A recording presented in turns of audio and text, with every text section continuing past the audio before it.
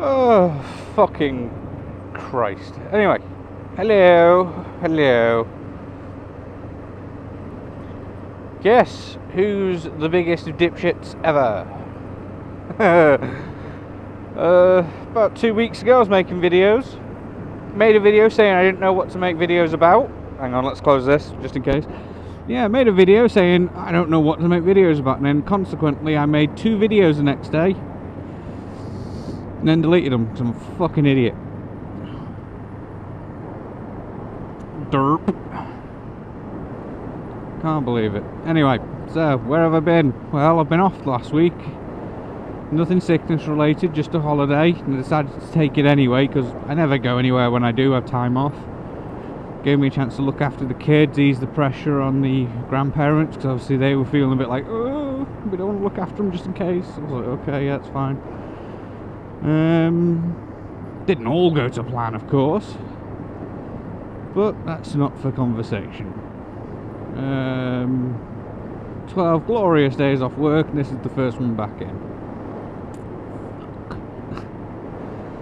So, okay, the 2 things I made videos about, let's talk about them for a second. One of them was regarding how much becomes muscle memory with regards to biking and skill maintenance. Like, I've been riding so long now, and I mean, it's only 6 years, it's not like a lifetime or anything, but 6-7 years of riding, that most things that are being taught by advanced riders and other things are naturally ingrained into my riding. Now, do I keep them up through actual thought process, or is it muscle memory because it's just good riding practice? And I think it's 50-50. I do. I actively do think about riding well and maintaining distances and looking out for hazards and shit, but also I think a lot of it's just ingrained now, so ingrained in fact that it would feel unnatural not to do it. Like if I just rode along here and wasn't looking in the mirrors at all, that's kind of weird, to be honest.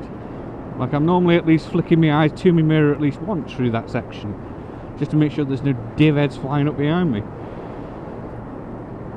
So that was video 1. Answer below. Do you think it's all thought process? Do we have to actively think all the time about what we're doing on a bike? Or does it become muscle memory, and do we just adopt these advanced riding techniques as standard? Because I know I have. I'll let you lot say what you want about it. Lol. Specifically the rider guider, because I thought he'd like that little subject, although I didn't fucking make the video to delete it. Yeah, it's been that kind of week for me. Next, I missed the 6-month review of this bike, so I was going to do it. I called it the 6-ish month review. I missed it by like 3 weeks, but with all this COVID-19 and everything, it doesn't really feel like it's been 6 months. It feels like it's been half a Sunday. Brain just can't compute what day of the bloody week it is anymore without somebody telling me. It's Saturday today, so it's just I mean, that might return now that I'm going back to work, because I have to look at the date and time all the time. So, but yeah, I missed the 6-month-ish review. I wasn't really saying much in that, I still missed the comparisons, if you will. You know, I still missed the power and acceleration of the Ninja, because it was so smooth and so just, you know, you twist your wrist here, you're there. This thing's a little bit slower on that. It's got it. It can accelerate. It's just not the same. A twin versus an inline 4. It's just not the same. Performance-wise, this bike starts when I try to start it every morning. Winner, because the Ninja wasn't fucking doing that. This thing will need some TLC in the next couple of weeks, I will admit that. She was a little bit reluctant to start this morning, but she has been sat for 12 days, so, you know. But that's the issue with this COVID-19, is I have had nowhere I needed to go on the bike, so therefore it hasn't moved. And it's not exactly been beautiful weather the whole time. For 2 or 3 of those days it was absolutely freezing and pissing down. bloody weather. But yeah, most of my gripes and grumbles are little things, nothing much at all. One thing I feel I must mention is the sticky clutch, which is getting progressively worse. I'm hoping... I know it ain't gonna just blow over, I'm not that naive or stupid, but I'm hoping this I just woke up, don't give me a fucking hard time. Come on brain, we can do this. Once all this COVID-19 stuff has blown over, there we go, what a hard sentence. I want to get it into a garage and get the clutch looked at. Because I don't know the first fucking thing about clutches. I know how they work, I know how they operate, I know the basics. But as for draining the oil, stripping it down, making sure the gasket's okay to put back or putting a new one in, you know, that's all time, energy and effort I don't have at the moment. If my youngest was older, probably have a lot more time to sit on the driveway kicking the ass out of a motorbike, but I ain't got that kind of time and energy right now. If what I remember is correct, they can be quite an arsehole to do. I might look it up while I'm in work, give myself something to do, and you'll know whether or not I'm going to attempt it in the edit. Long pause so I can put that in there. Ha ha ha. Now I've just got to remember to fucking look it up.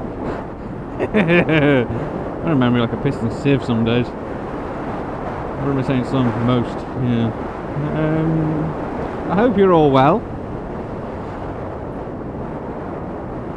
I fell out of love with my gaming addiction and started a new one.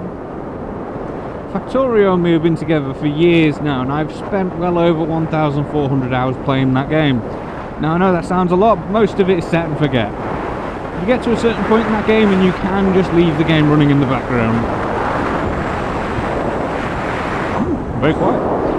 So, yeah, most of that game is set and forget. So don't think that 1,400 hours was me sat there toiling away. It was actually quite, you know, you put it on, you then go back and watch a YouTube video, or go play with the missus, come back to the computer, that sort of thing.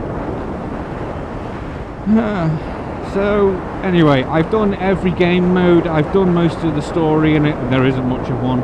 And I just started finding myself getting a bit like, oh, as far as, you know, you get to a certain level of automation in that game, and it is just a thing of ratios, getting the ratios correct.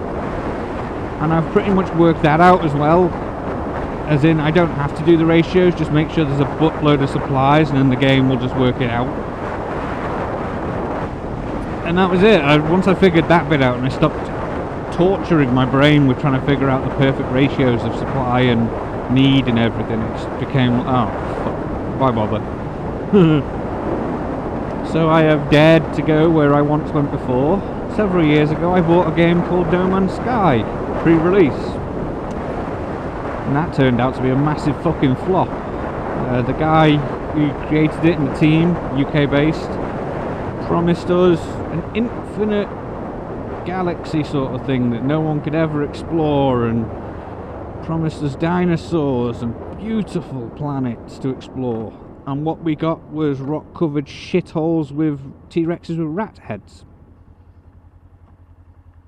Gotta admit, was a bit pissed off about that, but never mind.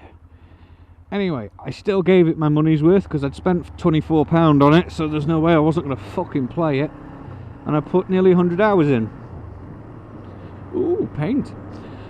Fast forward a bit. The team that did it were ridiculed and it's been labelled the worst, but the most botched game in history, the worst sales pitch in history sort of thing. Trading standards were brought in, it's a massive fucking thing. All you gotta do is search No Man's Sky controversy or whatever and it'll come up with everything. Anyway, the team turned it round.